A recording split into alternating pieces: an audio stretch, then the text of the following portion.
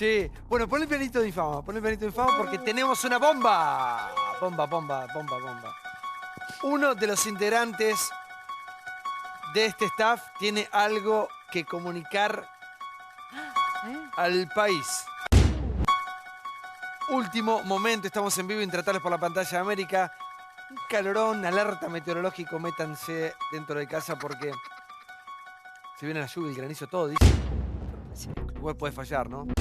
Sí. ¿Otro embarazo hay? ¡Epa! No, Lili. a mí no me miren, ¿eh? Imposible. ¿Campolón?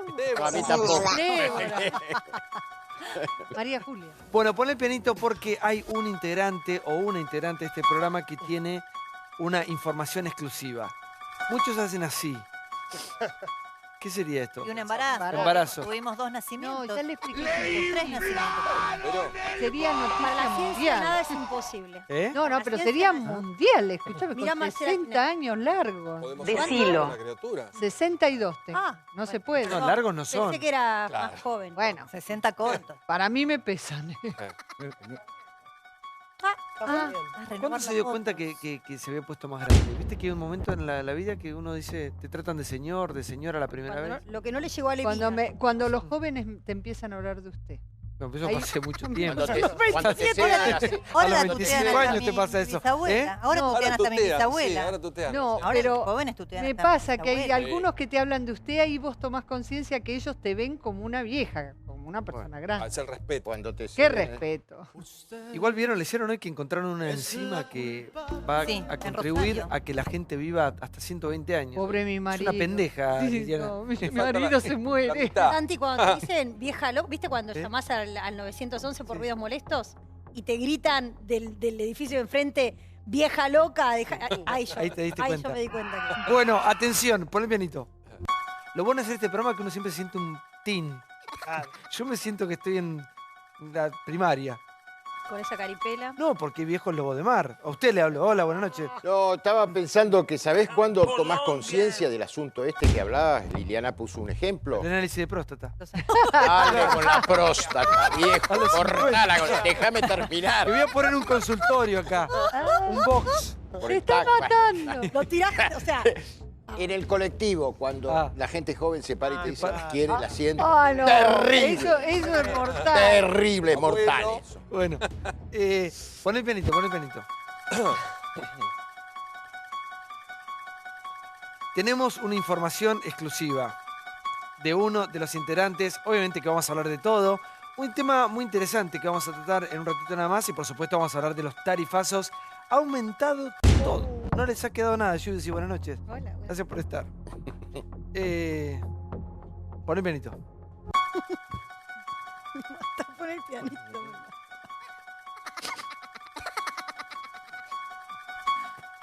Mira, mira. Débora Plager. ¿Qué? Ah, ya sí. ¿Eh? ¿Ya tuvo mellizos? Puede tener otros mellizos. No, basta. ¿Eh? Ah, es Somos lo de muchos hace. ya. Como Federer. Como Coti. ¿Cómo está? Pues ayer estuvo descompuesta. Sí. Que me hizo mal la vacación. Tenían O auto. bien. Volví averiada. Sí, pues es que es verdad. Tenía Pero náusea. no es. No es ¿No habrá nada. sido eso? No, no es eso. No. Ah. Sí, auto. No lo había pensado. Me hizo Hay- reflexionar del Hay moro. una integrante o un integrante que tiene una bomba. Bomba, poné. Pianito. ¿Eh? Pon el pianito. De lo que hemos vivido de esto. Se llama ¿Eh? remando. ¿Usted tiene algo que contarnos, algo que comunicar? No, yo le juro que no, ¿eh? Bueno, sí tengo las tarifas. Mm. Eso sí estuve temprano cubriendo. ¿La inflación? Yo no tengo nada. ¿Cómo le va, Ricardo? Buenas noches. Buenas noches. Gracias por estar con nosotros.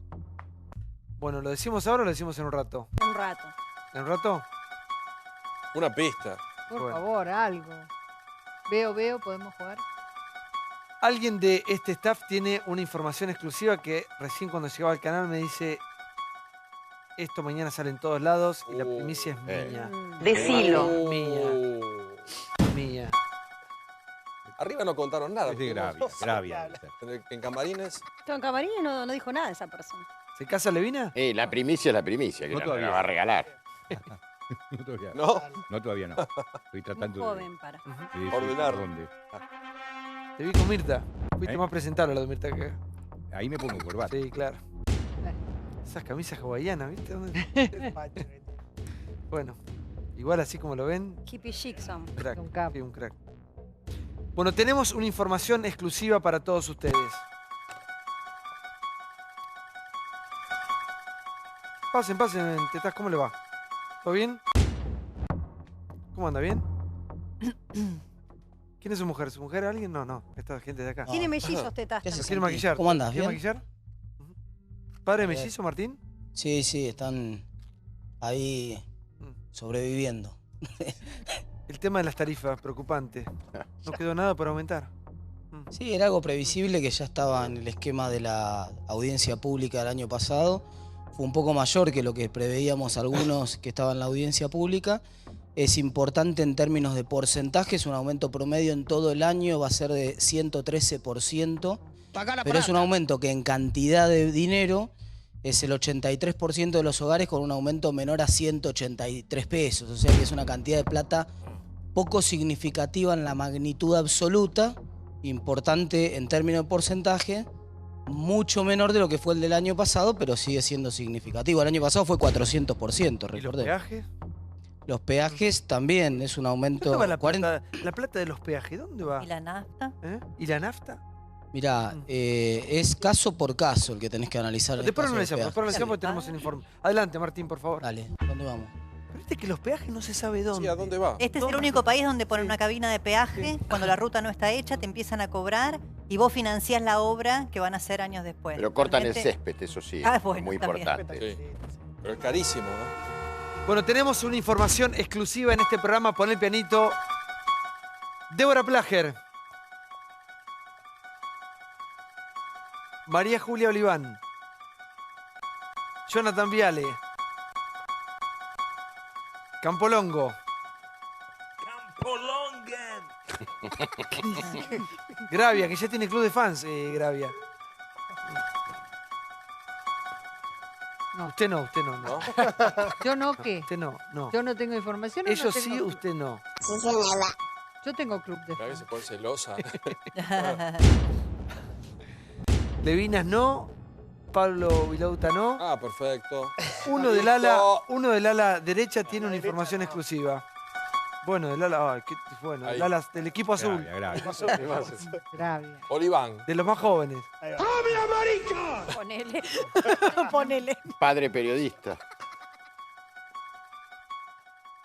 Jonathan Viale tiene una información para todos nosotros. Claro. Siempre Johnny.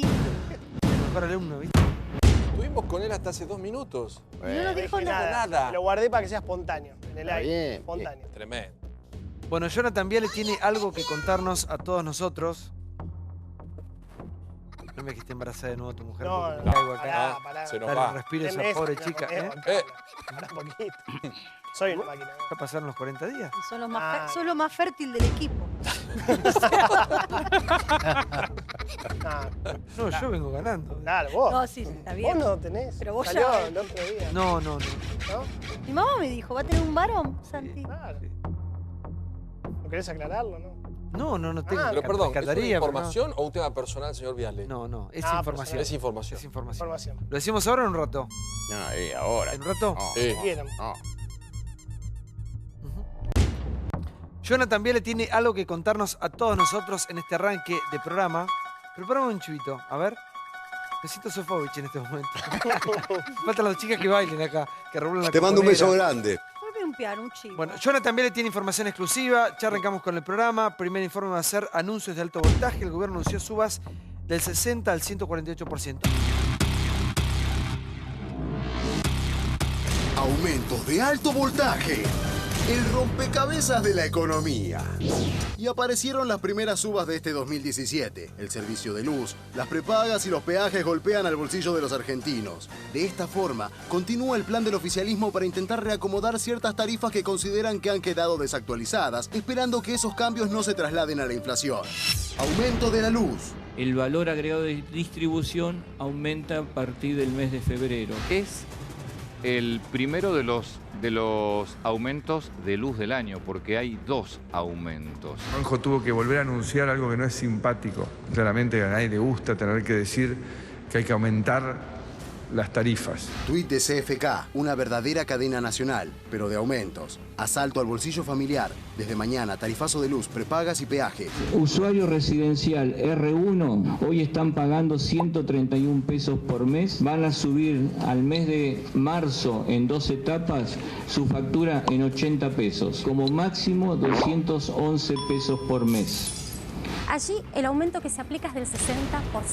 El usuario R2 tiene un consumo que va entre 150 kWh a 300 kWh por mes. Hoy está pagando 237 pesos, va a pagar 183 pesos más para llegar a como máximo 420 pesos por mes. La suba es del 77%. La tarifa social va a pasar de 68 pesos a 92 pesos por mes. Entre 300 y 600 kilowatts por mes, allí la suba será del 90%, y para aquellos hogares que consumen más de esa cifra, bueno, ahí el aumento va a ser muy importante, casi 150%, 148. En diciembre hemos verificado menores consumos a mayor temperatura, 1 grado más de temperatura del año pasado, hubo menor consumo, o sea que hubo mucha más conciencia de la importancia de ahorrar, porque la energía contamina. Va a depender de acuerdo al ahorro que se juegue contra el consumo del 2015. La factura se puede reducir en un 10 o en un 20% en la medida que ahorre el consumo que había tenido en el mismo mes del año 2015. Yo quiero una vez más agradecerle a todos los argentinos por la comprensión, por... Bueno, agradece, pero poniendo esta balanza. Teta, a ver si me explica nuevamente cómo va a ser la cosa. El aumento... Como te decía, Santiago, es un aumento que en todo el año en promedio es del 113%, partido en 3. La mayor parte del aumento pega en febrero y marzo y se patea una tercera parte del aumento para noviembre. Es importante decir que este porcentaje es fuerte en el área metropolitana de Gran Buenos Aires. Lo digo siempre porque mucha gente de la que nos está escuchando no es... el mundo existe después de la General Paz. Hay mucha gente del interior que nos escucha y dicen, pará que acá nosotros venimos pagando tarifas más altas hace mucho tiempo. En el caso del interior, el tramo que pega fuerte también, es el tramo de generación de energía. Viste que yo charlando con Johnny Viale más temprano le decía, esto es como una cajita no feliz sino infeliz en este caso, porque tiene 3 componentes la luz que vos pagás en tu casa. La parte de la generación propiamente dicha, el transporte de esa electricidad hasta la ciudad y la distribución entre los hogares de la ciudad. En el caso del interior del país va a pegar el primer tramo, que es el tramo de generación, que va a tener un aumento aproximadamente de 56%. Entonces, pero en el total de la tarifa termina impactando mucho menos porque eso es solamente una tercera parte del costo de la tarifa. Entonces, en el interior impacta mucho menos. En el área metropolitana de Buenos Aires, insisto, alrededor de 113% promedio. Esto en términos de plata, para decirlo en criollo, porque la gente dice, bueno, yo porcentaje me mareo un poco. No, en términos de plata, 83% de los hogares va a tener un aumento que va a ser menor a 185 pesos. Esa es la magnitud para que tengamos en cuenta cuánto va a doler en el bolsillo. María, buenas noches. Sí, buenas noches. Sí, obviamente, como dice Martín, en términos de dinero, no resulta algo extravagante. Ahora, si uno suma eso, más todos los aumentos, más las distorsiones de los precios que no logra el gobierno controlar. Hoy estamos con la incertidumbre, te escuchaba vos hablar en la mañana, sobre qué va a pasar con las cuotas y los precios de los productos que compramos todos los días. O sea, nos van a aumentar las cuotas, pero ¿qué va a pasar con el precio contado? ¿Lo van a bajar o lo van a dejar tal cual está? Entonces me parece que se genera una olla de presión sobre la clase media, que realmente, bueno, el gobierno, el presidente agradece la comprensión. Hay que ver hasta cuándo los argentinos van a comprender o van a tolerar. O sea, me parece que ya es como una presión, porque tampoco se baja la carga tributaria sobre la gente. Pero ¿vieron cuando hablamos de la plata acá, la plata allá, los subsidios del fútbol? Bueno, digamos, la caja es una sola. Claro. Claro. Y la guita de algún lado tiene que Acá salir. tenés que bajar el subsidio. Yo creo que de todo este paquete tremendo, el tema de los peajes nos resulta casi como inentendible, porque puede haber una inflación, pero no se puede entender. Las prepagas han tenido un aumento que superan la inflación, porque la inflación, si la medimos en 40, está arriba, 43,9. El tema de la luz, aunque nos moleste, a los bonaerenses y a los porteños la tenemos que bancar. Es lo Porque más- vivimos un paraíso y nos guste o no nos En el guste, interior se pagan fortunas, es el único aumento justificado. Cada vez que nosotros tocamos este tema, se llenan las redes sociales que nos dicen ustedes son unos caraduras porque los han subvencionado durante muchísimo tiempo. Hay que aclarar otra cosa. La tarifa social, la persona que consuma hasta 150 megawatt hora de entrada de 0 a 150, esa parte la tiene gratuita, pero a partir de 151 en adelante paga la misma tarifa que nosotros. El tema es si la billetera 150 aguanta. no es A nada. ver si, Johnny. El tema es si la billetera aguanta. Está claro lo que dice Paul, lo que decía María, de, bueno, el nivel de subsidios que entregó el kirchnerismo era grosero, también lo decíamos con Martín. Hoy la gente paga todavía el 30% y el Estado pone el 70%, y lo que va a buscar el Estado, el gobierno, es que durante el 2017 la gente termine pagando el 47% y el Estado el 53%, para que en algún momento, al final de la gestión, termine en cero o se acerque a eso. El tema es la billetera, si aguanta o no, sobre todo lo que decía ella de la clase media, porque vos tenés la luz, que es 60 al 150%, más el 400% del año pasado. Para los porteños, el ABL, 30%. Para los bonaerenses, el impuesto inmobiliario, 36%. Nafta, 8% en enero, y ahora en abril va a aumentar. Y ya sabemos que la nafta, cómo repercute en toda la economía. La prepaga, para los que pueden pagarla, va a subir también, ya subió y va a volver a subir. Peajes, 52% para las autopistas de la ciudad. No entiendo lo de los peajes, no entiendo. Ilia. Bueno, es una sucesión. Obviamente yo le Pero preguntaba los a él... peajes aumentan porque van a hacer obras. Porque Se supondría es para que mejoran. se supone que es para desincentivar la entrada de los autos a la ciudad de Buenos Aires. Ese fue el argumento. Primero, de solo al más la transporte inflación. público. Claro. A ver, buenas noches, Silvana. Sí, es difícil el tema, claro que es antipático, y lo dice el propio presidente, pide disculpas porque hay que hacer un sinceramiento. Yo separaría el tema de la energía del tema general de los aumentos en otras áreas. Sabemos que para salir de la pobreza hay que generar empleo, y sabemos que para generar empleo hay que tener energía. Recomponer la matriz productiva de nuestro país no se puede hacer si no hay una matriz energética que soporte la mayor producción. Si estamos pensando en valores, como recién lo decía Martín, solo el 83% va a sufrir un impacto de 200 pesos más o menos en su tarifa. Y el resto, los que más consumen, probablemente sientan más. Y eso está bien, porque entonces vuelve a este esquema tarifario, que es el que hay que reconstruir, que realmente se haga con justicia y que el que más tiene sea el que más pague. Acordémonos en los años anteriores que hemos subsidiado a gran parte de los country, del conurbano y de la ciudad de Buenos Aires, sosteniendo niveles de consumo altísimos para climatizar las piscinas, mientras tanto a las clases más vulnerables era donde le pegaba el impacto. Igual ya la mitad del sueldo de cada uno va al Estado. Mirá, te quiero decir, para tenerlo claro, La presión tributaria, pues si en el siempre- 2008 había 13 horas de corte por año, en el 2015 hubo 26 horas de corte. Y a fin de este año, de diciembre, pasamos un diciembre sin cortes. Ahora, pero hubo más allá también de un la trabajo luz. de conciencia Más o de menos. la Hubo gente. corte, no se publicó, pero no hubo corte. No en el nivel de lo que fue en pero hubo. diciembre No diga del que no año hubo corte, porque pasado. hubo mucho Pero corte. quiero decir, hubo un nivel Sí. muy importante de conciencia en todos los argentinos después del debate que se dio durante el año Bajó el pasado consumo. para ahorrar y para que el costo de recomponer la matriz energética la paguen los que más tienen. Hay 1.600.000 personas que ya están dentro de la tarifa social. Es decir, que hubo un alivio para sectores que estaban excluidos de ese beneficio que este gobierno incorporó. Claro, es una medida antipática, sí, es Pero el una problema medida no es la antipática, luz, pero hay digo, que sincerarlo de pero una vez. el punto, me parece que hubo cierto consenso después de la discusión del año pasado respecto de las tarifas y los subsidios en la electricidad, en la energía. Ahora, el punto es cómo el gobierno va a hacer para sostener lo que se votó en el presupuesto, que es la inflación prevista para este año del 17%, con este panorama que estamos contando aquí de aumentos no solamente en los servicios de energía o de gas, sino en otras áreas, como recién se mencionaron, y las paritarias que van a comenzar. Ya hay conflictos con los docentes, ya hay conflictos con el sector de salud. La pregunta que todos nos hacemos, y es un signo de interrogación, Mirá, me parece que está bien poner, es y con la si poca se va a poder tener actividad. una inflación del 17%. Santi, mira, ahí hay un punto. Yo creo que ese es el tema central, el que acaba. Débora puso el dedo en la llaga.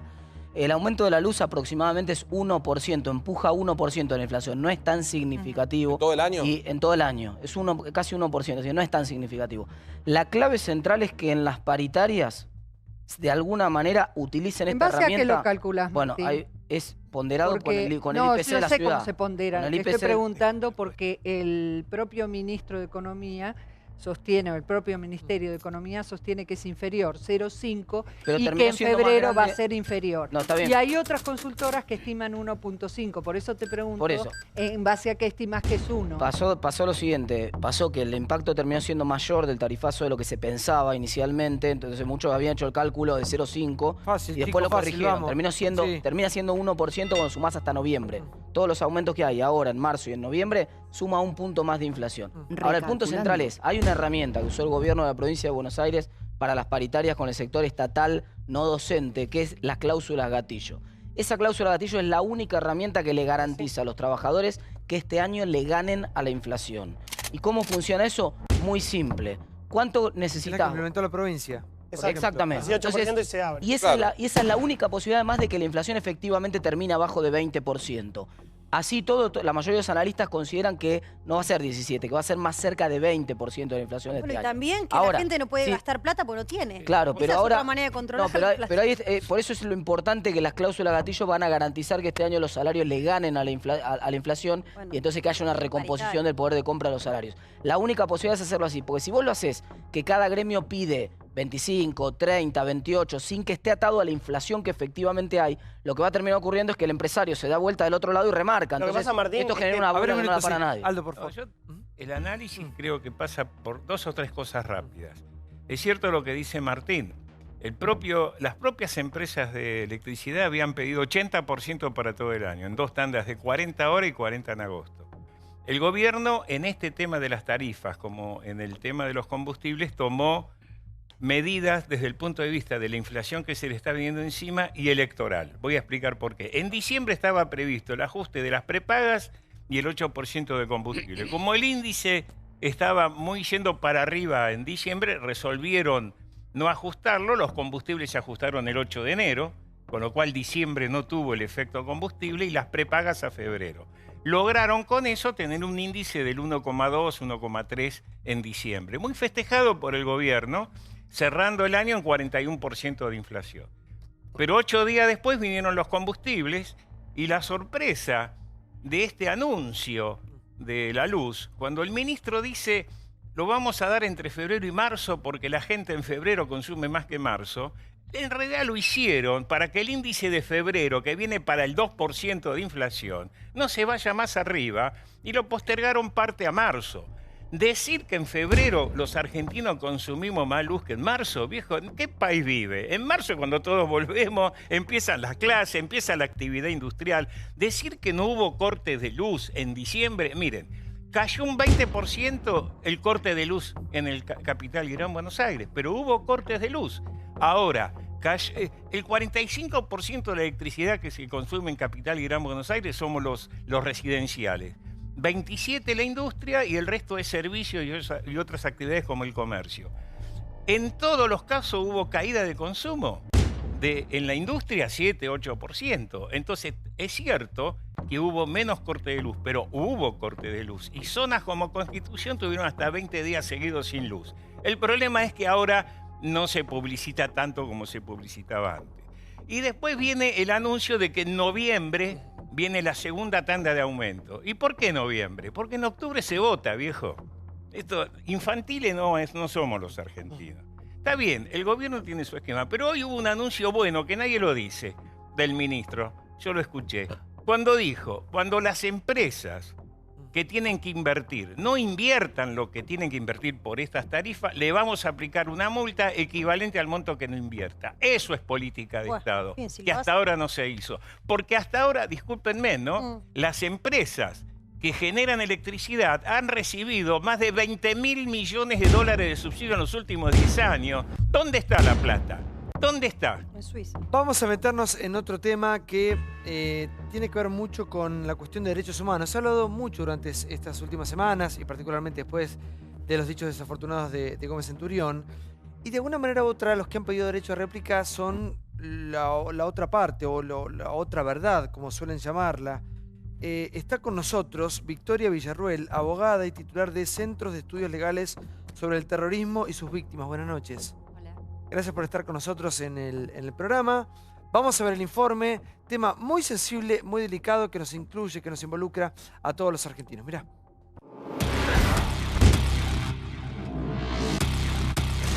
torbellino político. Lo que Gómez Centurión nos dejó. En medio del mayoritario repudio por las declaraciones del titular de la aduana, el debate se instala sobre los coletazos que su opinión podría otorgarle a Cambiemos y puntualmente a la figura de Macri. Si bien el pedido de renuncia de parte de varios dirigentes políticos hacia Gómez Centurión ha sido masivo, el oficialismo habría decidido sostenerlo en su cargo.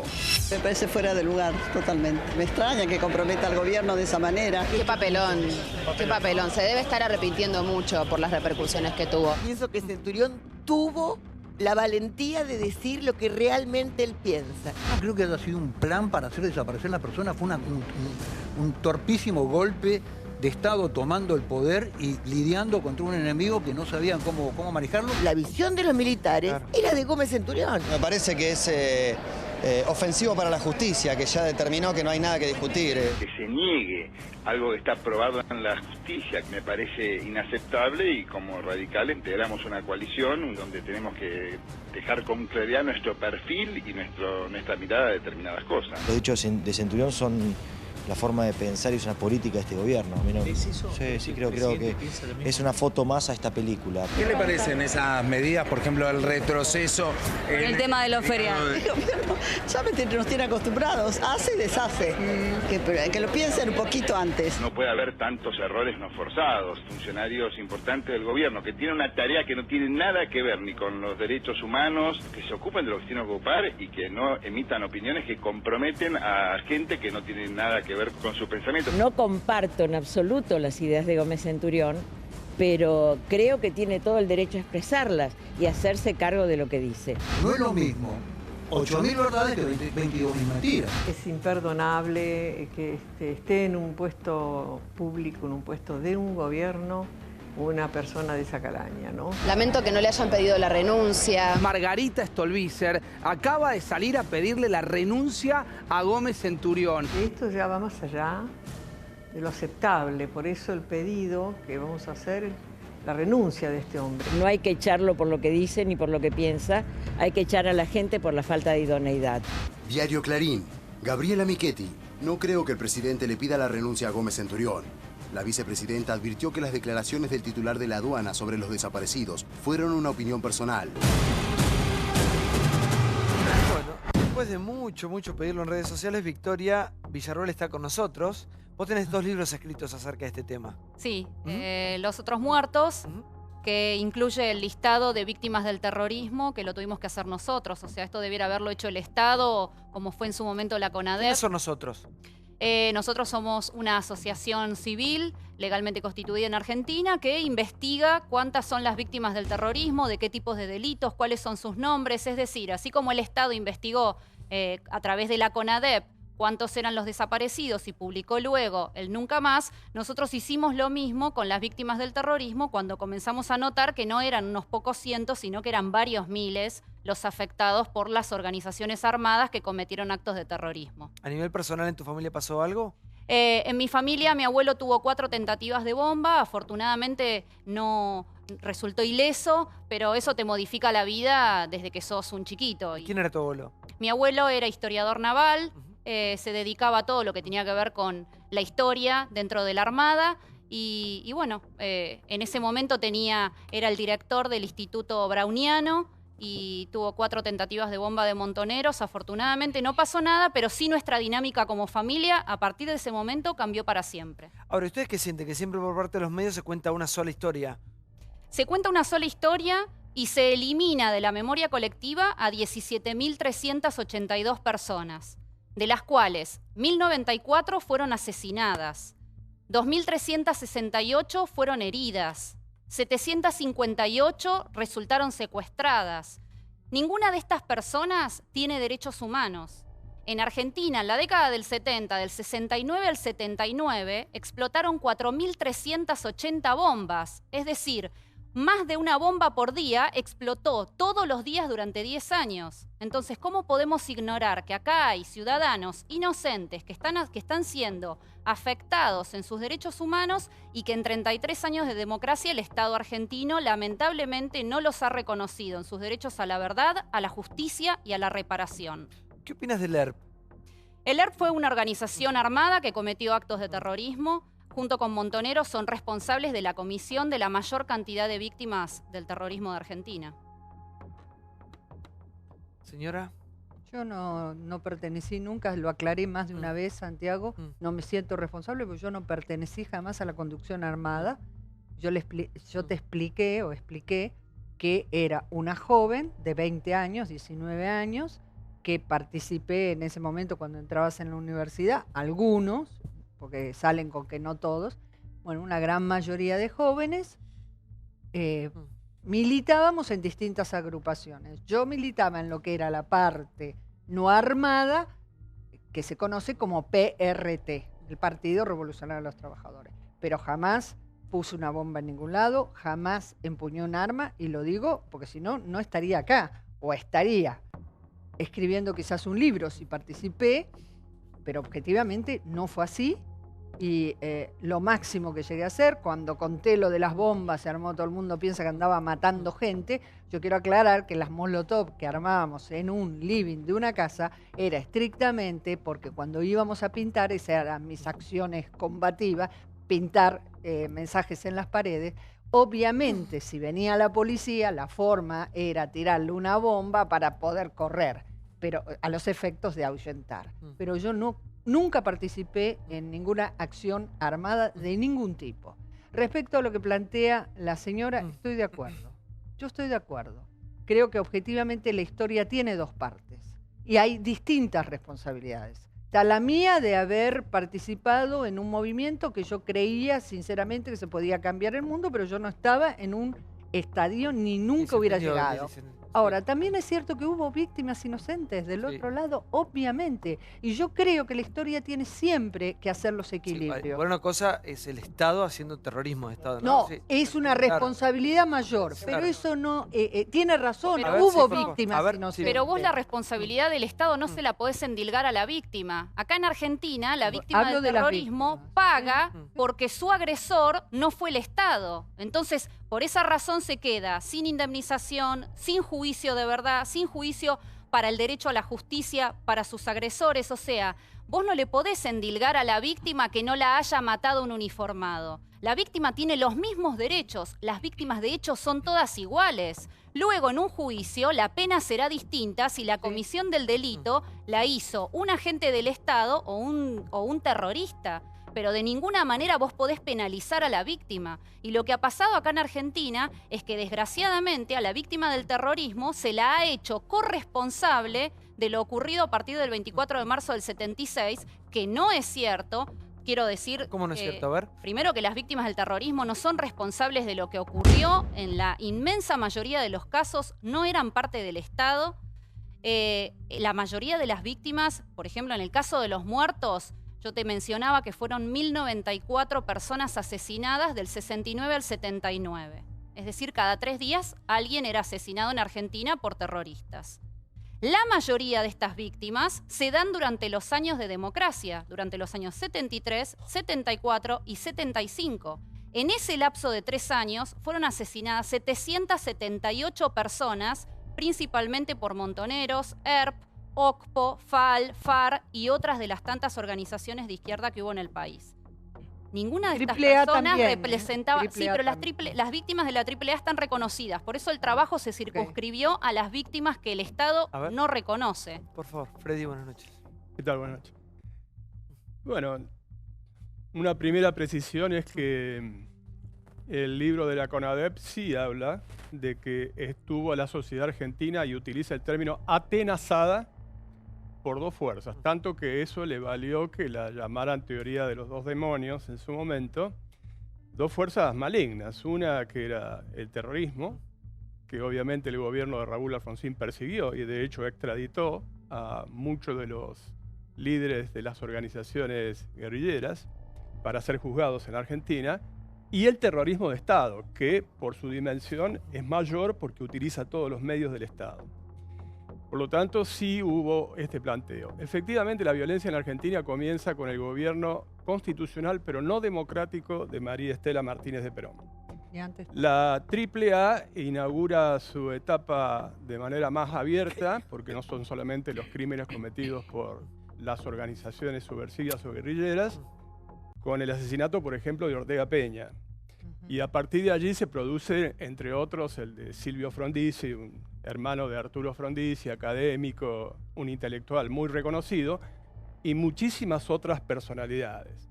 Por lo tanto, hubo una espiral de crecimiento de esa tenaza donde la sociedad argentina se vio atrapada, que efectivamente muchos de nosotros rechazamos felizmente, porque a nosotros, a la organización de Montoneros nos decía que éramos los que planteábamos una democracia liberal, y el ERR nos decía que éramos los que planteábamos la democracia liberal burguesa.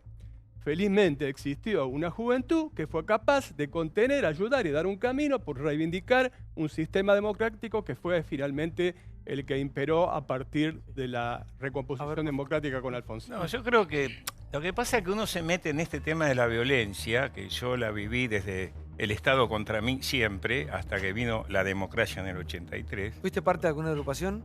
Yo era Juventud Peronista, pero del año 64, vengo antes. Claro que era parte de la coordinadora, que no éramos nenes de pecho. Claro, mucho sí. menos. No, por eso digo, en el 83 hubo un cambio fundamental, don Raúl, bueno. Pero yo creo que la violencia no se puede decir que empezó con María Estela Martínez de Perón. No, empezó en Hubo bombardeos de la Plaza de Mayo, 400 muertos civiles, hubo desaparecidos.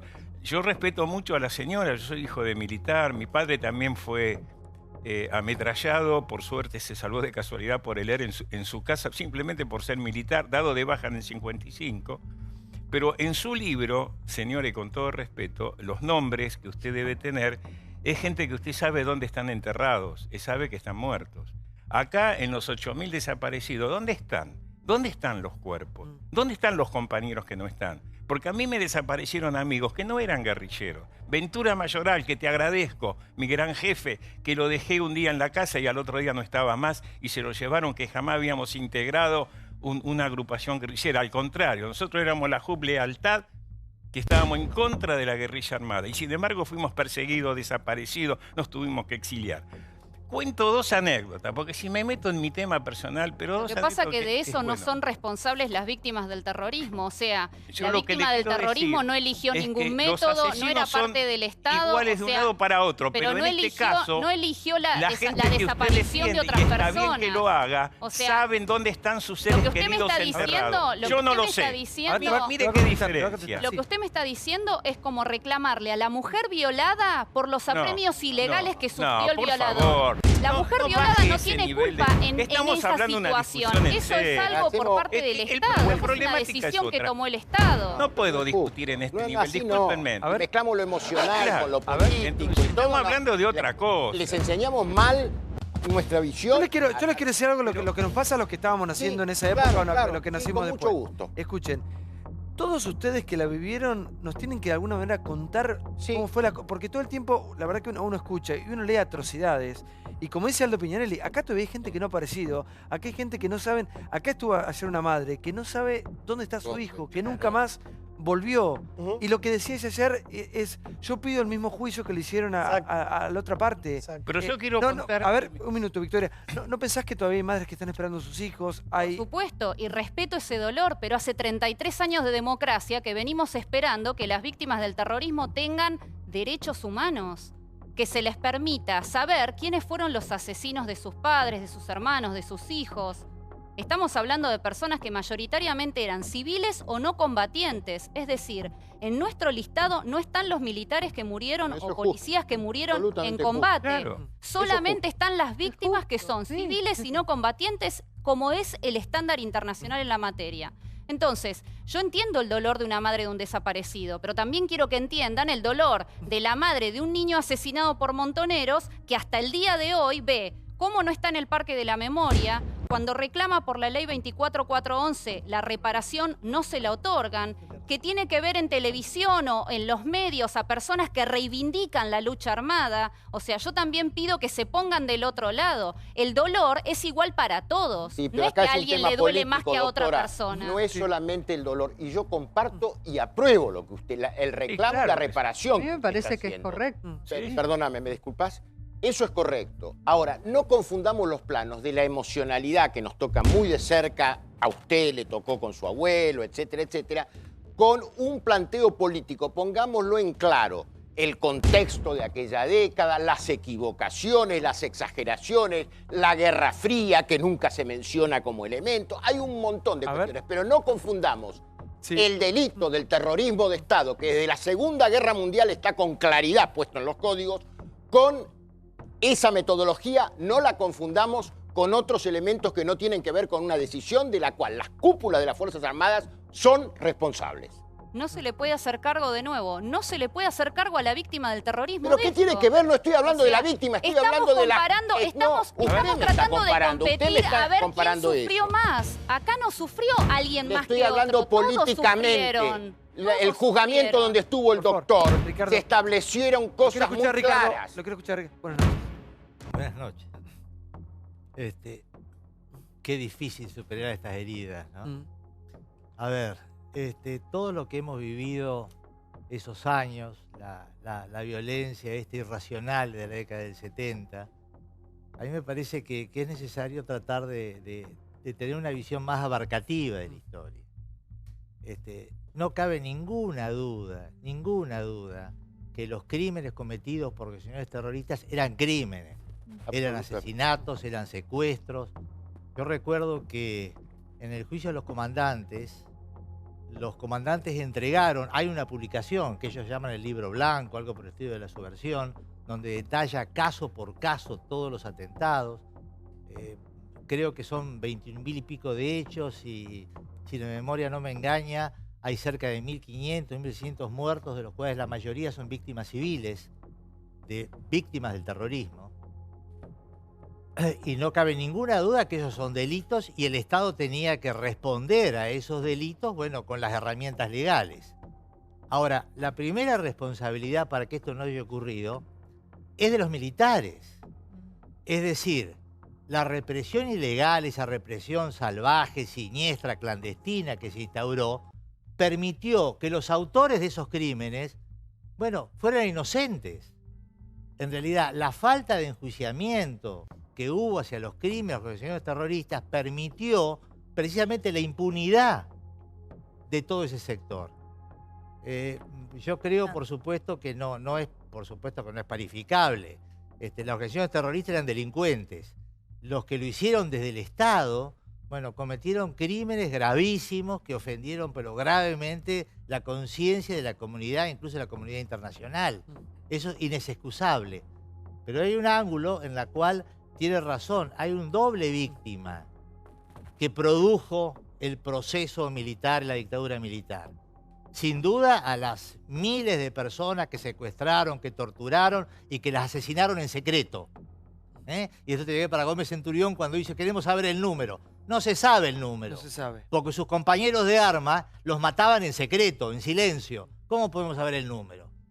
Y las otras víctimas indirectas son las víctimas del terrorismo que por obra de los militares, bueno, no fueron enjuiciados sus autores. Déjeme que le que diga algo, un Ricardo. ángulo de Sí. reparación hay que contemplar. Yo le voy a contar algo. Este ha sido el tema desde que arrancó el programa más difícil de tratar. Más difícil de tratar. Siempre está sobrevolando, pero muy poca gente se ha atrevido a hablar. Es un tema muy delicado que despierta y deja volar muchos fantasmas que tienen que ver con el pasado, con la historia más oscura de este país. Se hieren muchas susceptibilidades, hay gente que ha quedado muy dolida, muy herida, que ha perdido familiares, tanto de un lado como del otro. Lo que tratamos hoy es de escuchar respetuosamente toda la historia, por lo menos a los que no la vivimos, que nos traten de contar. Bueno, usted, Ricardo, fue parte integrante del Tribunal del Juicio a la Junta, la verdad que usted es parte fundamental de toda esa historia. Es ¿no? un Porque, lujo el doctor. sí, y en ese momento, porque hoy es fácil hablar, en ese momento cuando él Claro. estaba con otros más, Claro. en el gobierno de Raúl Alfonsín, cuando recién arrancaba todo, había que tener mucho valor, muchos testículos, mucho huevo, porque era fácil hablar. Claro. En ese momento no era fácil. Señor, sí, señor. Señora, sí, por favor. Nosotros lo que queremos es que el Estado reconozca a estas víctimas que han sido victimizadas primero por organizaciones terroristas y luego por un Estado que no las reconoce. No hay razón, más que una razón ideológica, para no reconocer a estos ciudadanos inocentes. ¿Cómo llegás vos a este número, a esta investigación? Esta investigación nos demandó 5 años. Fuimos un equipo de personas integrado por historiadores y abogados que relevamos 16.000 ediciones de diarios. O sea, el número está basado exclusivamente en información pública porque a lo que a nosotros nos interesaba era la objetividad de la lista. Se relevaron 4 diarios nacionales, La Nación, Clarín, Crónica y La Prensa, desde el año 69 al 79. También se relevaron y se compararon con las 2 revistas principales de las organizaciones armadas, Evita Montonera por Montoneros y Estrella Roja por el Ejército Revolucionario del Pueblo. Y a su vez eso se confrontó con 50 libros que fueron publicados principalmente en democracia, en los cuales aquellos que habían sido miembros de estas organizaciones armadas admitían o daban información respecto de estos atentados. Todo eso arrojó 17.382 personas agredidas de diferentes maneras por el terrorismo. Lo que queremos es verdad, justicia y reparación. Queremos que si el Estado tiene juicios de lesa humanidad abiertos contra agentes del Estado por causas de lesa humanidad, queremos que también se investigue quiénes fueron los responsables de estos crímenes. La cúpula de Montoneros está viva. ¿Cómo puede ser que ni Firmenich, ni Perdía, ni Vaca Narvaja, ni Berbisky, nadie de ellos responda por estos crímenes? ¿Cómo puede ser que ninguna de estas personas, e incluso otras que en el gobierno anterior fueron funcionarios, como por ejemplo como Bettini, que fue embajador en España y que está sindicado como el asesino del capitán Bigliardi, cómo puede ser que no haya sido nunca llamado frente a un estrado judicial a responder por esto? ¿Cómo puede ser que nuestras causas nunca tienen ningún final? Quedan en un limbo. O sea, la víctima en este país está en un limbo. Sí, ¿puedo decir una una salvedad importante, me parece. Ricardo, ¿me permitís un segundito? Claro. No es así. Durante el gobierno del doctor Alfonsín hubo juzgamiento. Y justamente muchos de los líderes de estas organizaciones subversivas fueron indultados posteriormente por el gobierno de Carlos Menem. Pero hubo juzgamiento y hubo condenas también sobre esos juzgamientos. En los últimos Por lo días. tanto, manoseo de la historia, ¿no? Constantemente. Esto no es así. Políticamente. Esto no es así. Y además fue el único caso en el mundo que se utilizaron los tribunales naturales, civiles, porque cuando algunos lo comparan con Nuremberg, quiero aclarar que esto fue mucho más, diría, heroico del punto de vista de un proceso de transición democrática, porque cuando se produjo el final de la Segunda Guerra Mundial, 4 potencias ocuparon territorialmente Alemania y juzgaron en Nuremberg con jueces de sus nacionalidades. Mientras que acá lo hicieron los jueces naturales, de los cuales estaba uno de ellos, Ricardo Gil Lavedra, que honra, y el fiscal que en su momento hace el alegato, que fue Estracera, mira, en este momento de estar allá arriba, sí, con ganas de hablar. ¿Sabes que en una de las últimas notas la dio con nosotros acá? La última. Sí, la última. Sí, increíble recuerdo, sí.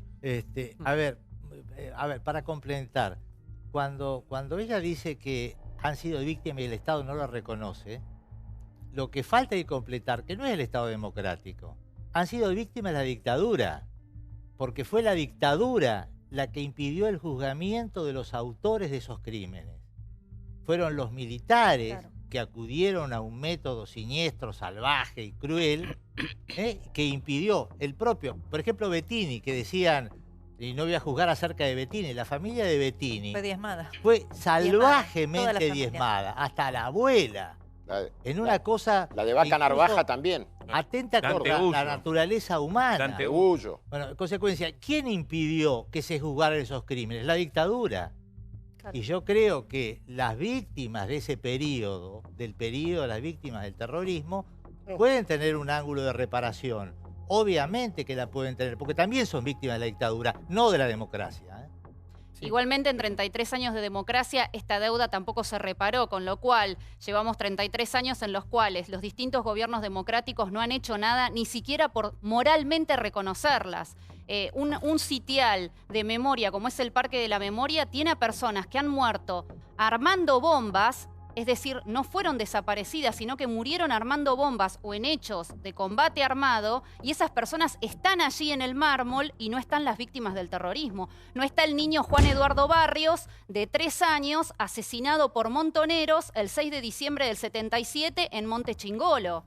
Un niño que era hijo de un obrero metalúrgico, de gente que se deslomaba todo el día trabajando para darle a este niñito algún pasar mejor que el que habían tenido ellos y que hasta el día de hoy están esperando las migajas de la reparación, las migajas del reconocimiento moral de una sociedad que cuando uno muere por un coche bomba, como le pasó a Laura Ferrari de 18 años enfrente de la Universidad de Belgrano, en democracia, en el año 75, la madre todavía está esperando que alguien le diga quiénes fueron los responsables de ese atentado terrorista y que la reparen. Que la indemnicen, pero además que la reparen moralmente. O sea, acá se les niega hasta eso, se les niega hasta el recuerdo moral de la sociedad. Sí, es legítimo la reparación, pero son víctimas también de la dictadura. Ese es el ángulo que ustedes no dicen. Por quienes impidieron el juzgamiento de los hechos fueron los militares. Claro. Si vos me dijeras, permitime que te tutee, si vos me dijeras que aquí han pasado nada más que 2 o 3 años de gobiernos democráticos, desde ya que es así. Pero han pasado 33 años de democracia. Nosotros trabajamos desde hace 10 años, les hemos reclamado al Estado a través de la apertura de juicios. Hemos ido a denunciar al Estado argentino en el exterior. Hemos participado en todos los foros de víctimas del terrorismo del mundo. Lo que está pasando en Argentina, desgraciadamente, es algo que se lo está llevando la democracia encima. Porque la democracia no le ha dado solución a estas personas en 33 años de democracia. Ambos bandos de aquella época, los militares y la guerrilla, le deben muchas explicaciones a la sociedad. Yo recuerdo cuando era todavía muy chico, estaba en una organización de izquierda, y cuando matan a los pibes en Trelew, que eran guerrilleros, que fueron fusilados, porque eso en realidad eso cambia mucho lo que venía pasando, porque es la primera vez que adentro de un organismo militar 16 personas son fusiladas. Un golpe contra la NUCE, eso. Eso fue un golpe contra la NUCE dentro de la Fuerza Armada. La interpretación política es otro asunto. Bueno, no, pero por eso, después la haces. Déjame hacer esto, déjame contar lo que quiero contar. Era la primera vez que adentro de un cuartel eran detenidos, se los saca, se los fusila, y nos enteramos porque 3 habían quedado vivos. Cuando está por llegar el nuevo momento de la democracia, se hace una cosa que se llamó el Gran Acuerdo Nacional, se empezó a discutir, y parte de la negociación era no joder con eso, no investigar eso, y de hecho no se investigó. Es decir, de alguna manera la mayoría de los partidos políticos hicieron los boludos para poder llevar adelante la democracia y no entorpecer el proceso democrático por estos 16... Aclará que lo de Trelew fue en la dictadura de 1972. Sí, estoy hablando de eso. Cuando pasa después lo mismo, cuando hay 30.000 desaparecidos, 8.000, 15.000, da igual, es otro problema ese, vuelve a pasar lo mismo. Se vuelve a armar un consenso donde los militares estaban por hacer la autoamnistía, y fue ahí cuando nos ponen la bomba a nosotros, cuando nosotros decimos ¿qué van a amnistiar? Niños desaparecidos, ahí nos ponen la bomba, se pudre todo, y se rompe un acuerdo que se venía haciendo donde la mayoría de los partidos políticos de nuevo estaban por hacer alguna clase de arreglo con los militares para no juzgarlos. Bueno, pero pero por un lado tenemos... Porque si no, me parece que ponemos todo en el mismo... Yo todavía no puse nada en ningún lado. No es lo mismo lo que hicieron algunos gobiernos surgidos de la voluntad popular que otros. El gobierno de Alfonsín, que surgió justamente de la voluntad popular, fue en contra de la famosa ley de autoamnistía, mal llamada ley de pacificación nacional. Eso fue después, Torani. Eso fue después. Pero el momento antes que nos ponen la bomba a nosotros, estaban todos negociando. Vos estás haciendo referencia también. Vos estás diciendo una cosa que no es cierta. Vos estás cambiando los tiempos. Eso que estás diciendo vos es después de cuando se pone la bomba y se pudre todo. Pero antes de eso estaban todos negociando todavía. No sé cómo iban a negociar y no sé si hubiesen... Perdón, no sé si no hubo... No sé si no iba a terminar la negociación. Pero no se aceptaron, está tergiversando la historia, no se aceptaron esos 5 puntos. Perdón. Eso era la luz de Cámpora y no se aceptaron. No, eso después. ¿Pero en qué quedamos? ¿Es después o antes? No, estamos hablando del momento donde los militares estaban haciendo una autoamnistía y hacían contacto con los militares para hacerlo. Ley. No, además del decreto. Había negociaciones políticas. Sí. Por eso que se armó el despelote que se armó. A ver, señora sí, María. Claro, esto lo que demuestra, ¿no? Un peronista, un radical, uno de izquierda, que no está saldada la discusión, evidentemente, obviamente nuestra sociedad... Está saldada por la historia. Está saldada por la historia en parte, porque en lo que tenemos... Por cierto, que todos los argentinos no podemos ni darnos el lujo de opinar, y en ese sentido la crítica que todos han expresado contra Centurión, obviamente, tiene que ver con el plan sistemático, tiene que ver con el horror del terror del Estado, y ese es el punto. Y tiene que ver con que sí hubo los plan guerrilleros... sistemático de eliminación. Claro, por eso digo que esas son las máximas que creo que no podemos discutir. Y que sí, insisto, y me parece interesante lo que está diciendo Gil Lavedra, sobre que fueron los militares los que le negaron la oportunidad de un proceso penal, de que la justicia asista a las víctimas de la guerrilla, porque anularon los tribunales, los agarraron de los pelos, los fusilaron, los mataron, los desaparecieron. No encontraban y fusionaron al tío o al abuelo. Eso es por un lado. Ahora digo, esta discusión latente en la Argentina, que perdura porque fue utilizada política, ideológicamente y sectorialmente manoseada, mostrando solamente siempre una parte de la realidad. No estuvo en la mesa ella y los demás, ¿no? Digo, este gobierno, ¿qué va a hacer con esto, no? Va a plantear la discusión. Primero que se junten en Chapadmalal y debatan entre ellos qué es lo que piensan sobre lo que pasó. Primero, porque evidentemente muy... contentos o muy fanáticos de la comunicación y de la homogeneidad del pensamiento del gobierno, pero... Meten la pata todo el tiempo. Sí. No, bueno, primero eso. Segundo, ¿se van a animar a que efectivamente se reponga la discusión hasta que digamos, No creo. para... Nadie se ha animado. No se van a animar, entonces vamos a seguir así. Dentro de 5 años o 10 años va a seguir... Porque no es algo que no está sanado, es como en una familia cuando escondes, hay un secreto. ¿Viste la mancha? ¿Viste cómo tenés humedad y vos querés pintar encima? Sale. Acá, digamos, acá hay que ir a lo profundo, hay que ser lo más honesto, hay que escuchar las diferentes posturas y hay que llegar a un punto en común. Me parece que todos tienen derecho a contar lo que han vivido. Ahora, los que no la vivimos... Vamos reconstruyendo esa historia por pedazos. Yo te quiero contar algo que pasó en mi familia. Imagínate, nosotros somos un pueblito del interior. Ni se hablaba de esto, obviamente. Y mucho más cuando yo nací. Pero yo poco a poco, cuando fui creciendo, escuchaba que mi hermana, la más grande, casi muere en la bomba de Lambrusquini, decían. Ella la habían traído al médico, era una bebita, una chiquita, y la habían traído al médico y mi tía vivía a media cuadra donde explotó la bomba. Y siempre yo escuchaba esa historia, que después me di cuenta que era y a qué se debía. Pero mi hermana podría haber muerto ahí, como seguramente ha muerto tanta gente. Y no teníamos absolutamente nada que ver. Yo sé a dónde apunta Victoria, pero también sé paralelamente esto, y estuvieron madres ayer y vienen todos acá y lo vemos todos los días, que hay madres que siguen esperando a sus hijos desaparecidos también, que nunca tuvieron ni un juicio, ni un dato, nada. Lo siguen esperando hasta el día de hoy. Y a lo mejor una persona, por expresar sus convicciones públicas en una facultad, donde sea, también desaparecía. O le sacaban el hijito, o lo agarraban de los pelos y iba a parar a no el sé Estado dónde. tuvo una reparación histórica con todas Con una parte, es cierto. En ese sentido me parece interesante lo que dice ella. O sea, claro, ¿quién va a tener... ¿quién va a decir, no, vamos a reparar también? Se arma un quilombo, ¿viste? A ver, sí, por favor. Victoria. Perdón, Victoria, sí. Sí, Victoria.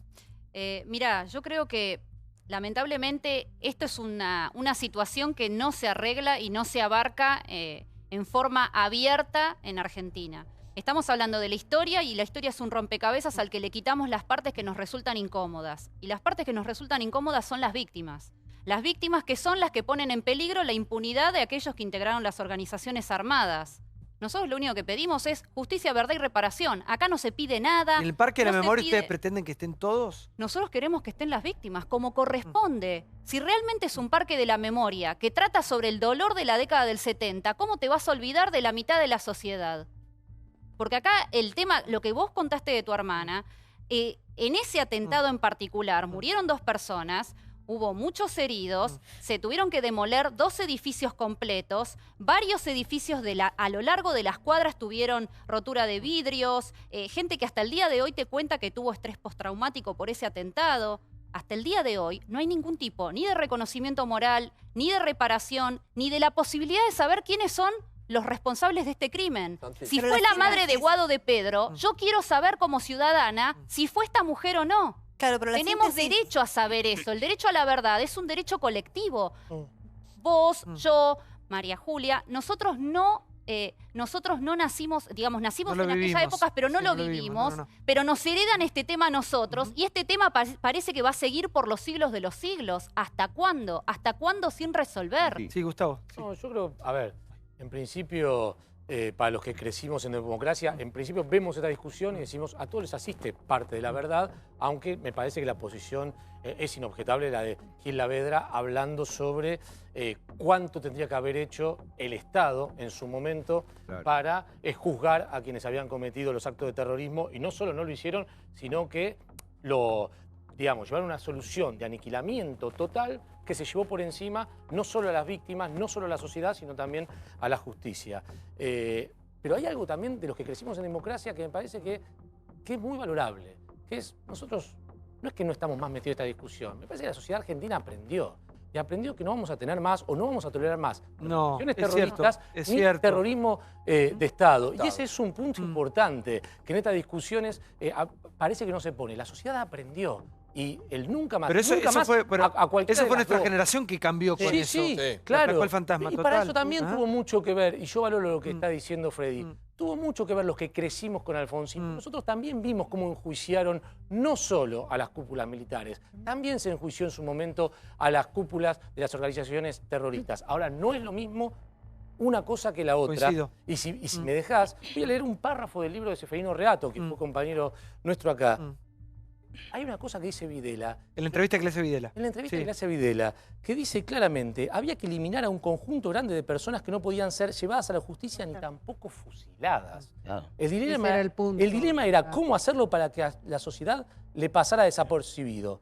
La solución fue sutil, la desaparición. El punto era ese, Gustavo. A ver, para que yo quiero decir algo que es lo siguiente. O sea, si el gobierno militar en su momento no juzgó ni condenó a los terroristas, ese es un error, una falta, como la querramos denominar, una aberración, como le querramos decir, que la realidad es que eso debe ser reparado. O sea, no hay excusa para que en 33 años de democracia los distintos gobiernos hayan dejado de lado a estos ciudadanos. No, pero espera, Cuando se promulgó la ley 24411 de reparación en el gobierno de Menem, se dejó bien explícitamente de lado a las víctimas del terrorismo del goce de la reparación. ¿Puedo hacer una preguntita a Victoria? Sí.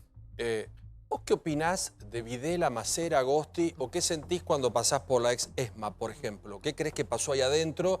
¿Y cuál es tu opinión de Videla, de Macera y de Agosti, por ejemplo? Fueron autoridades de un gobierno de facto. Yo estoy siempre a favor del respeto de los derechos humanos, con lo cual a mí, obviamente, y lo he dicho muchísima cantidad de veces, yo no estoy a favor de ninguna violación a los derechos humanos. Ella habla de las víctimas.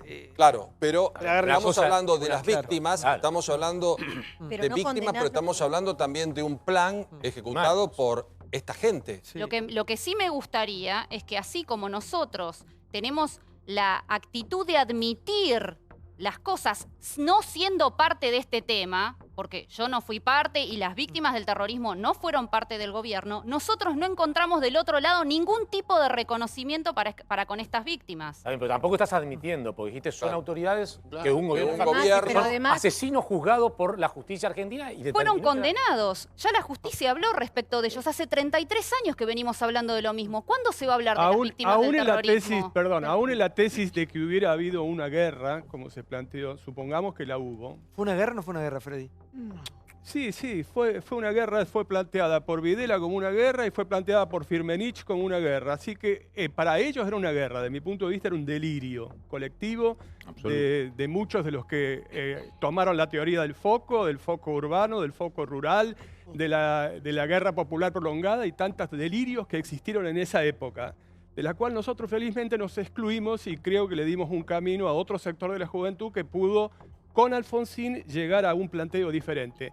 Pero aún en la tesis de la guerra, supongamos que la aceptamos, en una guerra también se juzga, se condena conforme al Código de Justicia Militar. Protocolo. Acá lo que se hacía era secuestrar, incluso se las subía en un avión y se los tiraba. Sí, es un horror. Eso no existía. Se les ponía una inyección y se los tiraba. ¿De qué estamos hablando acá? Porque si no parece que estas cosas son una frivolización de lo que estamos hablando. Pero hay una situación de responsabilidad totalmente distinta. Hubo terrorismo y nosotros lo admitimos, obviamente, porque estábamos en contra del terrorismo. En aquella época estábamos en contra del terrorismo y hubo terrorismo de Estado. Y para el gobierno de Alfonsín ambos eran responsables, pero tenían un grado de responsabilidad distinto. Es cierto, Exacto. es cierto. Yo Sí. digo, la respuesta fue tan desmedida, tan desmesurada, que no podemos decir no fueron juzgados, porque fueron aniquilados.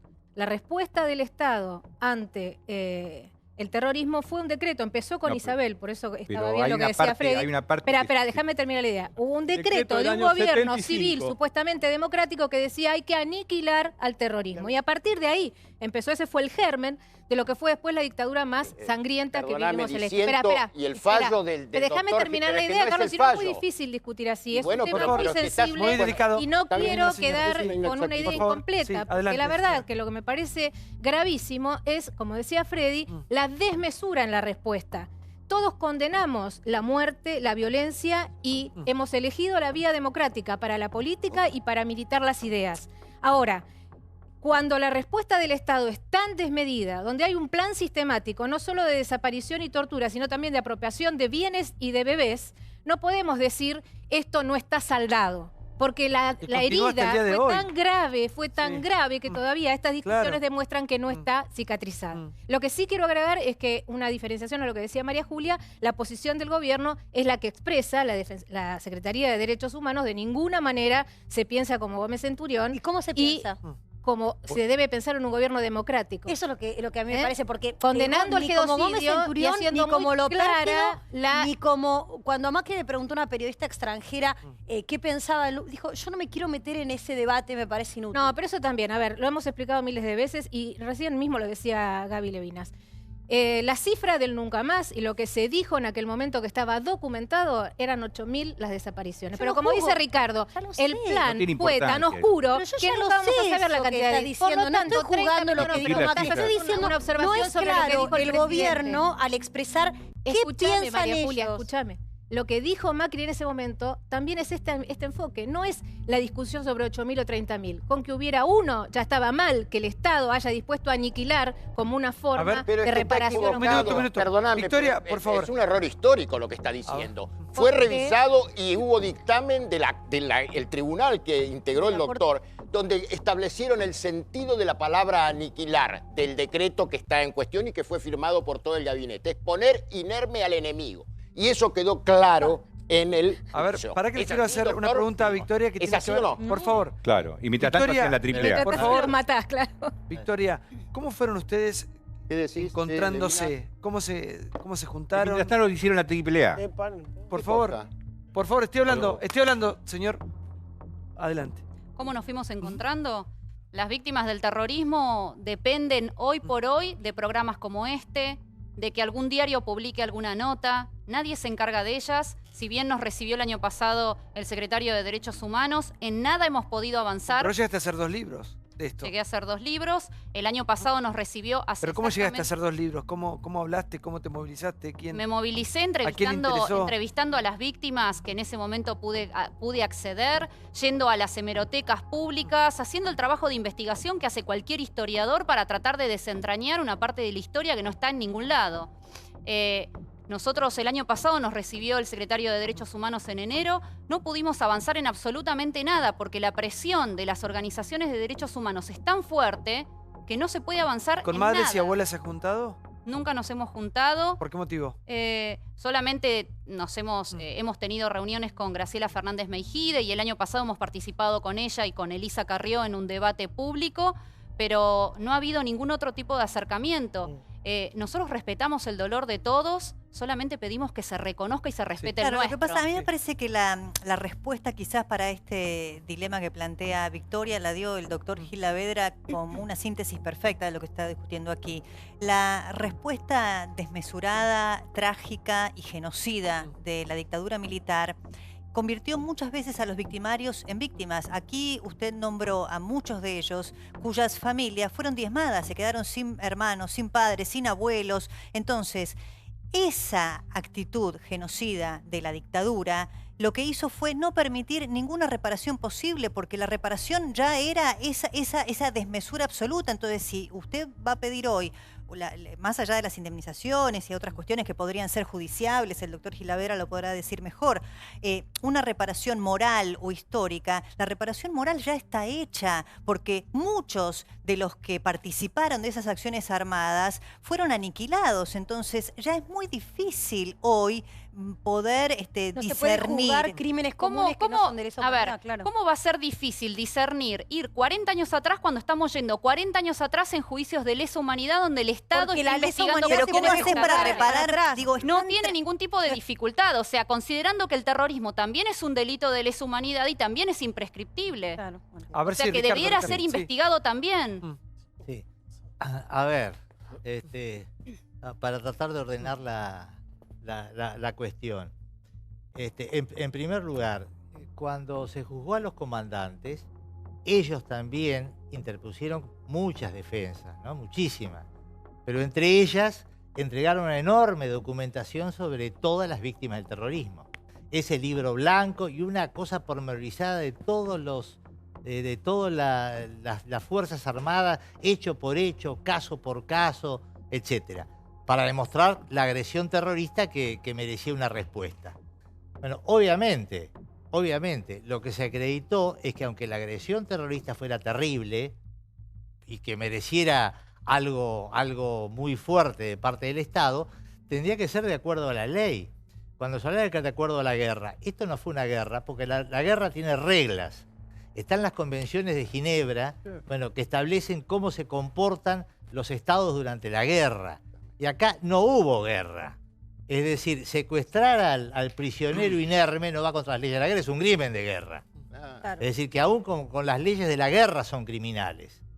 Y por otro lado, otra de las defensas usuales, y bueno, que se le escuché a Gómez Centurión, que es una vergüenza. Yo le escuché a Gómez Centurión cosas que decían los militares en ese momento, como por ejemplo que ellos actuaron por el decreto del Lourdes de aniquilamiento. Es decir, que ellos cumplieron el decreto del gobierno constitucional que habían depuesto.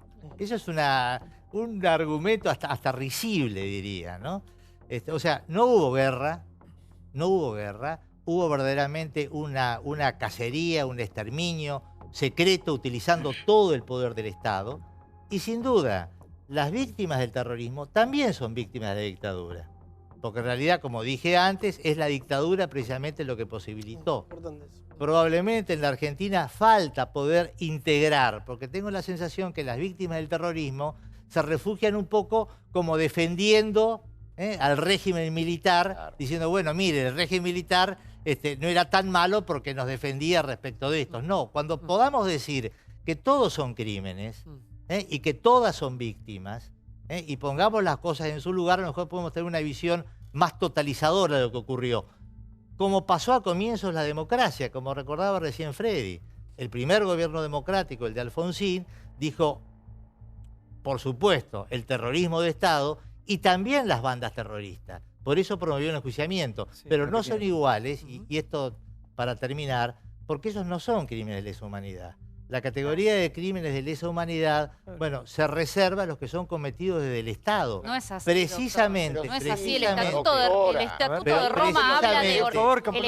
Roma habla del Estado y organizaciones armadas. Sí, estas fueron pero organizaciones cuando tienen armadas. alguna vinculación, porque se necesita ir sobre una población indefensa o civil indefensa, utilizando el aparato estatal. De todas maneras, no lo dice el Estatuto de Roma, de pero todas maneras, independientemente esto no excluye, por supuesto, que pueda haberse alguna suerte de reparación de estas víctimas también de la dictadura. Seguro. Sí, doctor, usted no me puede decir que después de 33 años de democracia está bien que estas personas no figuren en los libros de estudio, que el 24 de marzo, cuando se las recuerda, no se recuerde a estas víctimas, se recuerde exclusivamente el dolor de parte de la sociedad y no el de otra parte de la sociedad. O sea, no tiene justificación alguna esto. Perdón, no me pueden decir que está bien a mí me parece que en 33 años no haya reparación muchos años se tomaron decisiones, la guerrilla tomó decisiones. También, por supuesto, lo primero que teníamos que saber es que por qué los militares no dicen dónde están los cadáveres, por qué hicieron lo que hicieron. Y ellos no lo han hecho. Hasta ahora Pero no. por el otro lado también a mí me gustaría que los líderes guerrilleros que todavía viven, que son Bonazo, Berbisky, Firmenich, expliquen por qué hicieron, cuáles eran las razones por las cuales hicieron las cosas que hicieron, cuáles eran las razones por las cuales mandaron a los chicos a la guerra, por qué cuando ya sabían que estaban perdidos seguían recibiendo chicos con la segunda ofensiva, con la contraofensiva famosa, ¿qué hicieron con la que morían. plata? ¿Qué hicieron? ¿Por qué hicieron todas esas cosas? Sería bueno que expliquen a la sociedad el motivo y las razones, aunque hoy estén en contra de esas ideas que ellos tenían, que expliquen cuáles eran las razones por las cuales ellos tomaron esas decisiones. Sería bueno que la sociedad sepa las razones por las cuales hicieron las cosas que hicieron, unos y otros, porque sería la mejor manera de entendernos. Yo creo que lo que está pasando acá, vos hablás con ellos y se esconden, no te cuentan, no te dicen, de esto no puedo hablar, no voy a mandar en cana a no sé quién, porque además hay un miedo que también tienen, porque en algunos casos sí utilizaron aparato del Estado. Del 73 al 76 hubo quienes utilizaron parte del aparato del Estado para atacar a los militares. Para asesinar a Rucci también. Bueno, está el caso de Rucci. Para asesinar a Rucci también. Por ejemplo. Está el caso de Rucci. Sí, vos pensás que yo estoy contento con que lo hayan matado a Rucci. No, te lo decía, te lo agregaba. Todo lo que pasó. Por favor, sí. De hecho, hasta el día de hoy está la causa Rucci abierta y está la causa Larrabure, que es el secuestro más largo de la historia argentina. Un coronel del ejército secuestrado 372 días, torturado y luego asesinado por el ERP. Ninguna de estas dos causas avanza. Ninguno de los responsables de estas organizaciones armadas hoy está detenido, hoy está siendo juzgado. En su momento la jueza Servini de Cubría sobreselló a Berbisky y a otros terroristas más por haber puesto la bomba en el comedor de la Policía Federal, donde murieron 24 personas, y consideró que una bomba en la que murieron 24 personas y 66 resultaron heridas es un estrago doloso, es decir, es un delito común, cuando a todas luces eso es un atentado terrorista. En España actualmente se están juzgando atentados terroristas ocurridos en la década del 80 y del 70. ¿Cómo puede ser que acá en Argentina estemos considerando que esto debe quedar impune, que lo debemos barrer bajo la alfombra de la historia y que las víctimas se den por muy contentas si es que al menos se las menciona de vez en cuando? Eso no es una reparación moral. Y estoy haciendo mucho hincapié en la reparación moral porque no se las menciona ni en los libros de estudio, no se las menciona habitualmente y en el ideario colectivo. Estas personas no figuran y son seres humanos como nosotros. Si el día de hoy se pusiera una bomba aquí y todos nosotros muriéramos, en este país, 40 años después, nadie hablaría de nosotros. No podemos considerar que eso está bien. Volviendo al personaje que inició este análisis, y yo comparto acá con la señora que se necesita una reivindicación de las víctimas del terrorismo. Yo soy amiguísimo de la familia Rucci, de sus hijos. Ellos saben quién los mataron, pero están libres. Y algunos los mató la dictadura. Gómez Centurión, cuando lo escuché el otro día, voy a contar una experiencia personal en la época de la dictadura militar, cuando yo no podía circular por las calles y me tuve que exiliar y volví. Me atendió un coronel del ejército en la calle Moreno, donde estalló esa bomba, enfrente en la calle que era Coordinación Federal, ahora me acuerdo, un coronel. Y me dice, usted quédese tranquilo que lo hemos blanqueado, yo he decidido que usted viva. Yo era un chico de 27 años y me salió de adentro, solo Dios dispondrá de mi vida. Yo iba con mi papá acompañándome, que era un militar de abajo en el 55, y dice, cuando salgo vos sos boludo. Bueno, pero me salió de adentro, discúlpenme. Yo dije, chau, soy boleta. Al tiempo encontré al mismo coronel en una actividad que yo tenía profesional. Y nos pusimos a discutir, yo me acordaba de él y él se acordaba de mí. Me dice, usted sí que era un mozo atrevido. Digo, mire, me salió de adentro, ya no me interesaba defender mi vida. ¿Y saben lo que me dijo? Lo mismo que dijo Gómez Centurión el otro día. Dice, mira, si de los 30.000, 8.000 o 10.000 desaparecidos había uno solo culpable, está bien hecho lo que hicimos.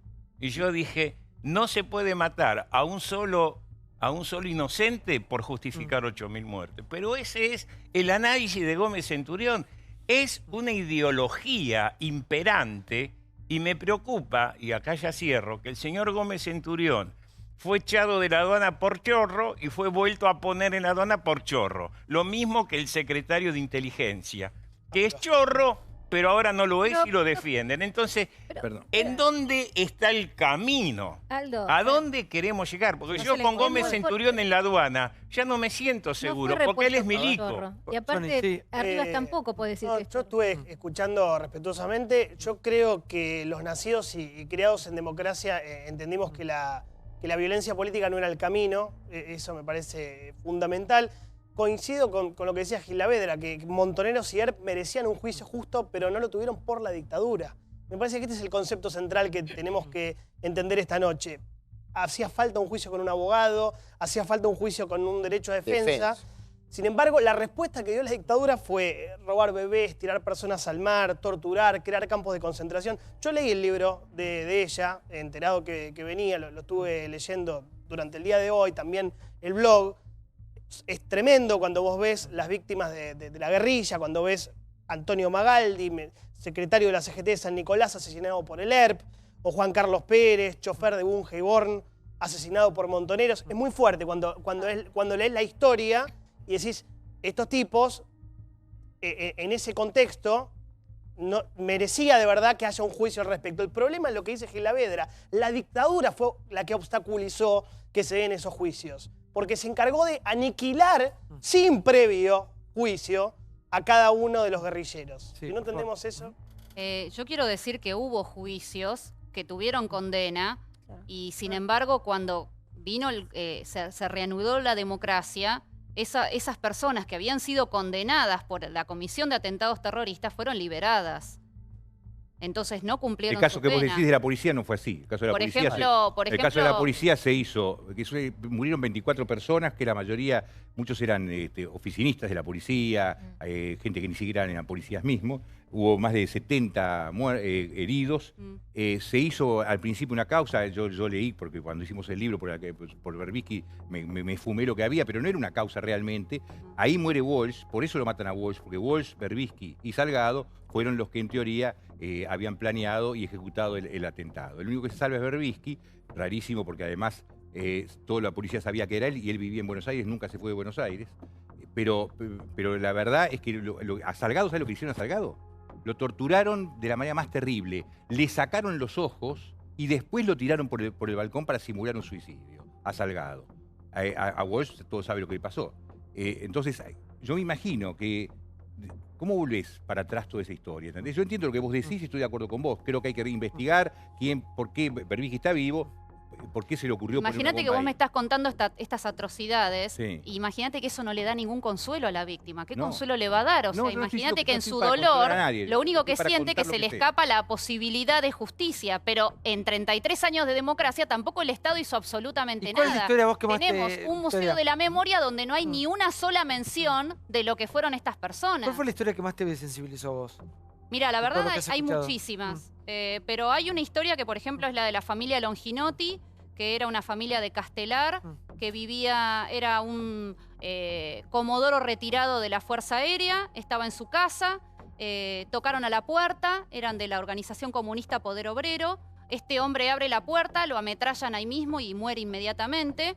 Su hijo, que tenía 24 años, al escuchar los disparos baja con el arma del padre para repeler los disparos, le disparan, muere una semana después, y la madre muere 3 meses después por el agravamiento de unas enfermedades. Quedó con 18 años, Alicia, sola en el mundo, sin ningún tipo de sustento económico, sin ningún familiar vivo, y a ella nadie la reparó, nadie la recuerda, nadie se puso a investigar quiénes fueron los responsables de estos crímenes, quiénes eran los miembros de estas organizaciones armadas, nadie le dio ningún tipo de respuesta. Entonces, yo me pregunto, la soledad que siente acá en este país la víctima del terrorismo, ¿cuándo la va a reparar la democracia? Porque no podemos seguir mirando al costado. Ricardo.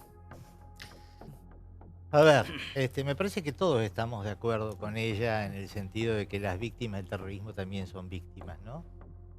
Y así como esta historia estremecedora, hay miles de las crueldades y de los horrores de la dictadura.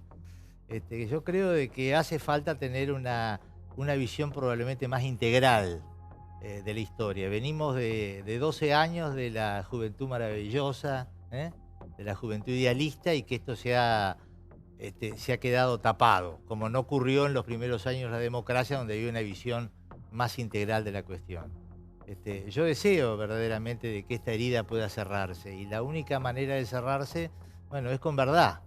Es con verdad, y cuando corresponda, algunos casos que puedan ser dilucidados por la justicia, como están haciendo ahora en otros casos. Porque, sinceramente, hay un punto, los argentinos tenemos pocos puntos de consenso en el que todos estamos de acuerdo.